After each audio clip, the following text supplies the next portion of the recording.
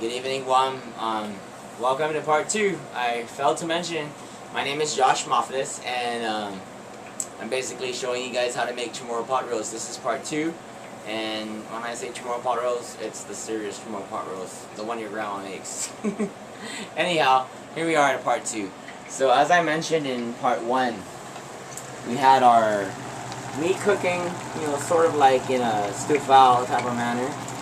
Now that's what we made together.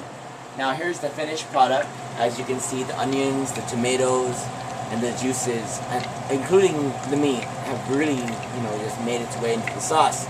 So what I'm going to do is I'm going to set the cover down, turn this part off, remembering that the juices are going to be the key to my sauce for my pot roast. And the next step that I'm going to use is straining the meat out, because the next step is frying. I'm going to fry those cubes of meat, which came from the chuck roast that I used, and I'm going to use scissors because I'm Chamorro to pull this out. Okay, right here I got my cube 1, cube 2, cube 3, cube 4, cube 5, and almost 6 with me almost cutting it up together. But look at the sauce right here. We see that simmering right there. We got onions, tomatoes, garlic. We've got the juices from the meat all simmering there. I turned that off. That's gonna just sit there for a while. Now, this is a sneak peek of how it looks in the process from what we did together. And now what I'm gonna do is move to step 2. After you do that, you want to consider that Chamorro Pot Roast is pretty crispy on the edges. And how they do that is very simple. Here's the steps. Obviously, because I'm Chamorro, I have cutting board over cutting board. Now, pot roast is obviously a seared product. But before they sear, in ancient or in Antigua style, what they do is they take the meat out of the simmering sauce. They get themselves a thong or a tong. And let me do that right now. It's on here. If not, a fork will do. I've got my oil ready here in my wok. I have it going on high because what we're doing is we're going to sear the meat. While this here is basically, I have it opposite. I want to turn that off, and I want to have my meat here, my pan here, ready to go on high. Now, what I'm going to do here is I'm going to take the meat that has been simmering in those juices, those delicious juices, right? Which really doesn't look so important and really doesn't look like the likely thing that is used in pot roast. But just look at it. We have we have onions, garlic, we have tomatoes that are being juiced into this beautiful sauce here. And this beautiful sauce is really the trick to our pot roast. Now I'm going to take the cubes of meat that I made from that chuck roast, and I'm going to begin to sear that. It's ready to go. You don't want to cook it, you just want to sear it. It's popping, it may be harmful to your skin, but I'm used to it. Here we go. Once you know that it's at that level where you're cooking to the seared level, it doesn't really matter. Cook it, as long as it browns on one side, flip it to the next side. And once you sear your fried, basically seared steak cubes, you want to then cut it, because that would be our next step.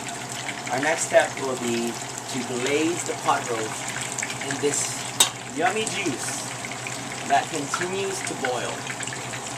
Now, when you sear your pot roast, contrary to what I'm about to show you, you want to make sure that your pot roast is browning. Okay? It looks kind of tedious, it looks kind of repetitive to what the whole purpose is, but the real goal is you have some tender meat that has been just simmering like it would be in a crock pot. And once it starts to brown outside and you have that tender meat cooking inside, you're good to go. You had the best pot roast in town. Like your grandma made it for you. Just don't let her see you use a fork for a non-stick pot. So, I'm going to take this pot roast out a little prematurely from what it should look like, just so I can show you guys the steps. Obviously, you see the browning of the meat on the outside. That means it's tendering on the outside. Already we know that it's been simmering and boiling and blah blah blah blah blah. Inside that delicious, perfect juice. So you know it's tender. You just want it browning on the outside. That's the whole goal. That's why we have our strainer here. So what you want to do is you want to take out your seared pot roast, chuck roast, and you want to prepare. Remember we're making pot roast, so you have this meat here looking like a cube of yummy, I guess. You want to turn that off, thank you, John. And you want to consider that you have this going. So you want to pull this part out if you have a 4-oven burner. Put this down in the stove for now. And your next goal is to make sure that the sauce that you cooked in your pot roast continues to cook while you sear your sauce. So I'm going to put that there on like a medium high, and then I'm going to get my pot roast ready. My container, because I don't have a big fan base tonight, I'm going to choose this little platter here. And you never want to cut meat with a straight up blade. So I'm going to look for something with a gridded blade like this. Something like this is ideal to cut pot roast. So go forward. Take this out. Yum. My hands are caused this. Typically you would use a fork and chop it like this. Against the grain. Always remember to cut against grain so that your meat is tender as possible. Look at that. Mmm. Yummy. Okay, and honestly, if you don't know how to cut meat, it still doesn't matter. The process of which we made this pot roast is the key. Making sure that we had that oil, that onions, that garlic, that salt, that pepper, that saturation. John, how does that taste? Is it tender? Mmm. Alright, my man. There you go. Alright, so that's just a sample. Let me just quickly cut through this for you guys the way that I do it. Now, remember, Kaza's hands only. Do not use your hands if you are not Kaza's fork. Galas, in other words. And the mantika, ooh, minangi.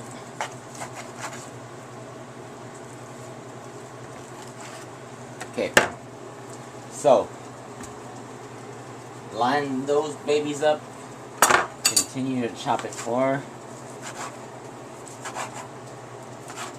delicious. Let's do one more. Throw that in there. Against the grain. Always remember, against the grain. You want the meat to stick together. Although it could be tender and you cut it with the grain, your meat might fall off before it can even present itself. So here you go. Here's like a typical pot roast, right? Delicious. Now you have this going on here. You're like, what do I do with all this onions, tomatoes, garlic, blah blah blah blah blah? Simple. In the Chamorro cooking, the art of Chamorro cuisine is thickening via whisk. The only thing that many people fail to do is whisk in cold water. So let me show you. I would say, because I'm cooking for like 5 people here, I'm only going to use like 3 over full tablespoons of flour. Right? I'm probably going to use like 2 over full spoons of cornstarch. And you look at this, and you look at that, and you're like, what to do? don't ever throw it into your cooking. You want to go to the sink, especially with Guam's most pure water. You want to make sure that it's cold water running through your faucet. Make sure you have a fork or a whisk. And your goal is going to be able to dilute this and, you know, whisk it up. Very easy, especially in cold water. You never want to whisk flour or cornstarch in warm water. Once you have that confidence, you've pretty much whisked through everything.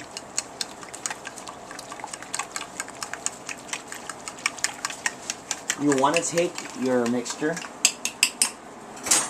and you want to throw it into those simmering onions, tomatoes, garlic, blah blah blah blah blah blah blah. And make sure, if you're using a pot that's non-stick, don't ever use metal. Let me grab some in here. Here we go. Now, I know this doesn't look like pot roast sauce, but watch it become like it in just a few minutes. We don't typically stir garlic, onions, and all this hoopla over it. But the droppings, we do. And that's the trick to the sauce. This seems to be a lot of sauce. So when you come to a point where your sauce becomes so thick because you overdid it with the flour, the cornstarch, or whatever, typically it's supposed to look like this. You have that going on. Let me keep over here. Bring a little bit of soy sauce.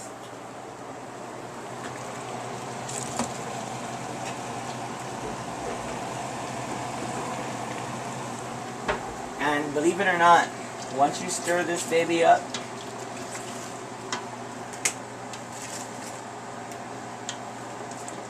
it looks like, gee, what's that? Right? Looks un-pot roast looking. But once you have it into like a thick paste, you're gonna grab your whisk.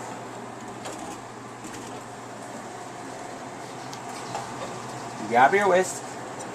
Remember, do not use a non-stick pan.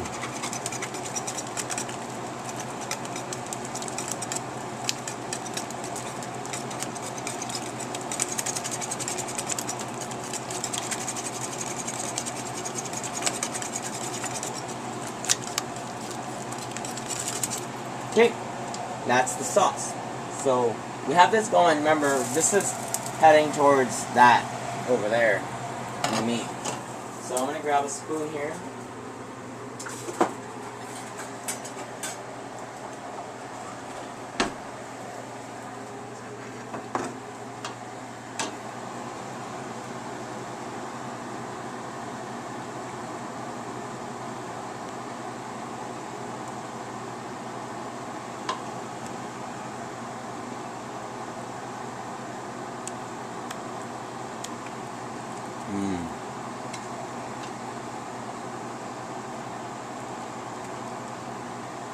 Yum.